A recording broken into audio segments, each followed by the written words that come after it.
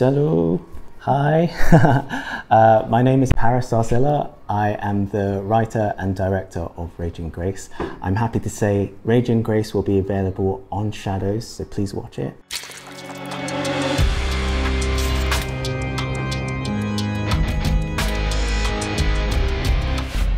How long have I been sleeping?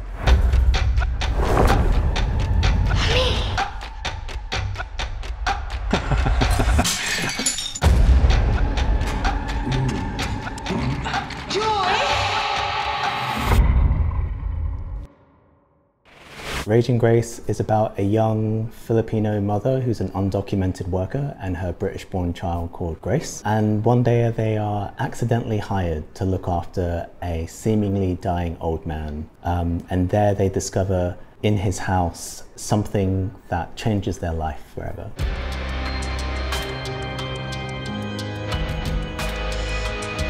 I wrote this film back in 2020. During the height of the pandemic. For so many of us during lockdown, it was a very introspective time. And for me, it really made me think about who I am as a person. Why am I doing anything? And I realized I'd actually spent near 30 years rejecting my own heritage, my culture, my mother tongue, just so that I could fit in to the very small definition of what it is to be a good immigrant. And that brought me an enormous amount of shame. This was happening at a time when there was a rise in open aggression towards East and Southeast Asians in the US and in the UK. That aggression was being stoked by our government at the time. They were very xenophobic towards immigrants. And what was tragic was that so many immigrants were supporting our national health system. So many of those immigrants were Filipino nurses and doctors, and they were dying, protecting the British public. When my mother had to come out of retirement to help, I felt a rage that was so dangerous that if I didn't do anything about it, I was going to do something I would regret. And the safest place for me to express that rage was on the page.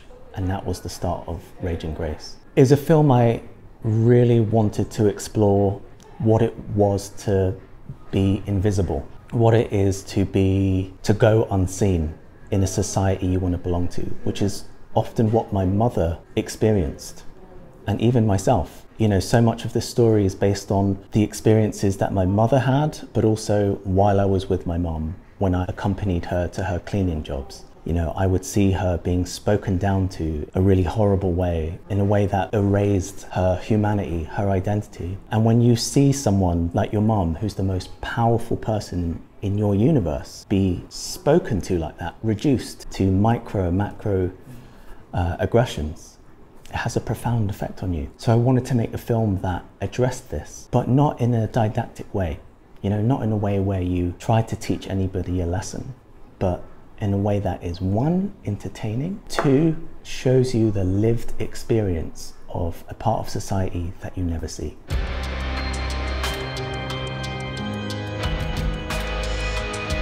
When it came to writing Raging Grace and dealing with the subject matter of undocumented workers, I felt so many of the experiences of undocumented workers, children of the diaspora, is often horrific. It felt like a very natural direction to take, to use, you know, thriller, horror as a way of, you know, being able to interrogate that subject matter. I think the real horror of it all is that so much of what happens in Raging Grace is real.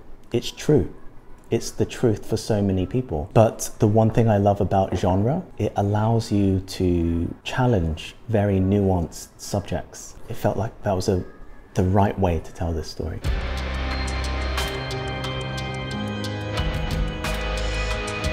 Jaden Bodia, who plays Grace. When I first met her, she just displayed such a high level of emotional intelligence. She really understood what Grace was going through. Someone who just wanted to belong, who wanted to own the space that she was in, and also how frustrating it is to just be kept contained, to be told to be quiet. She really got that. Out of the 15 young girls that we saw for that part, she was the one that just shone above and beyond everybody. Max is an actor who was recommended to us via our Filipino co-producer. What I loved about her is when she first read the monologue that Joy has at the end of the film, she read it in a way, she performed it in a way that was different from how I saw it in my mind. And I thought it was amazing. I knew that the Joy that had to exist in the film had to be more than what was on the page. Also,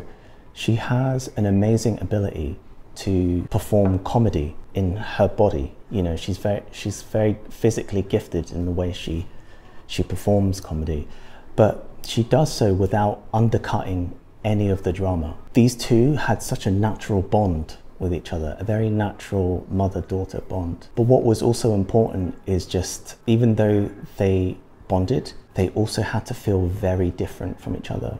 They were from very different worlds. That's what I was aiming for on the screen. But yeah, they are phenomenal. Even the actress who plays Catherine, Leanne, she's truly one of my favorite human beings. She's so eloquent, the way she speaks about race and class and patriarchy and colonialism. She really understood the role that she was encompassing. She understood the responsibility of what came with playing a role of someone so nasty, so racist. Catherine, as horrible as she is somebody that is still a victim of the patriarchy. And the same goes with David Heyman, Mr. Garrett, phenomenal actor. He is someone who grew up in a loveless environment. His own mother didn't love him. The way in which he pursued love was very toxic. He found it, once he had it, he wanted to own it. They were all a joy to work with. Everybody is coming from a hurt place. They make for the best characters, in my opinion.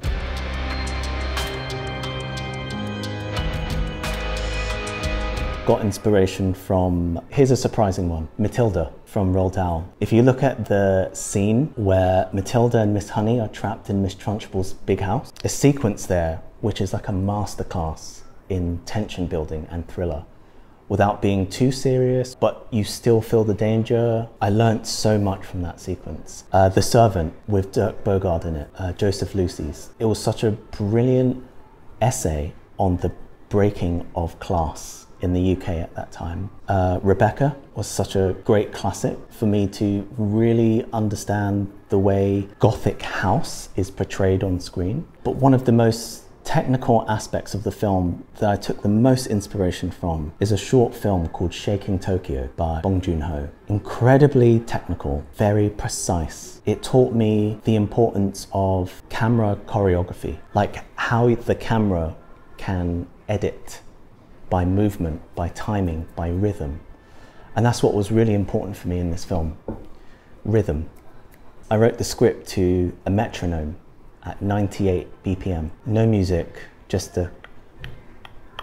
and that helped me keep the whole film at a certain pace that made it very engaging. Yeah, those were, I would say, some of my main inspirations for the film.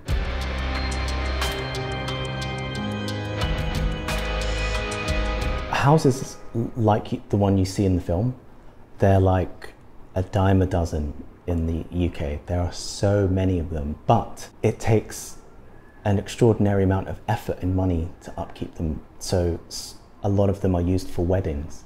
And when we were trying to shoot, all of them were booked for weddings at that time.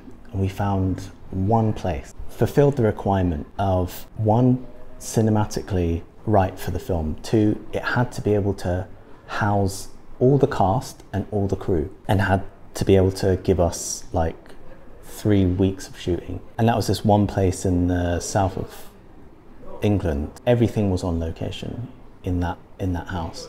All the other parts were in London. It was important to find a place that really expressed colonialism. It had the type of architecture where someone like me would not be there 50 years ago or 100 years ago. So it was actually a place that made me feel very uncomfortable.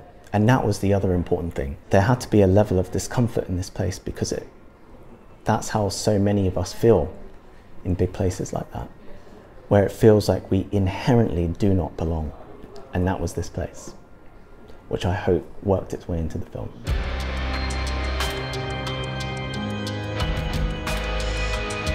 When I finished Raging Grace, I thought, oh, this is going to be a cathartic experience for me, but it wasn't. I felt more angry than I ever have. And it made me feel like I still have so much to say about these subjects. So I thought, I'm going to make a Rage trilogy. They're unconnected in terms of story, but connected by the thread of challenging British colonialism, challenging new and old white power, all through blended genre. And so the next film I'm making, or have written, is called Domestic. And it's an unlikely heist film. And it's about a young Filipino couple set in 90s London, where they run a cafe, but on the weekends they set up covert rescue missions to help domestic workers escape their abusive employers. So it's a thriller more than a horror, although there is horrific elements to it. It's much more a drama, it's much more a comedy. It's based on a true story of my parents who did this back in the 90s. So that's the next project, and fingers crossed I make it soon. My pleasure. Thank you. Merci, merci beaucoup.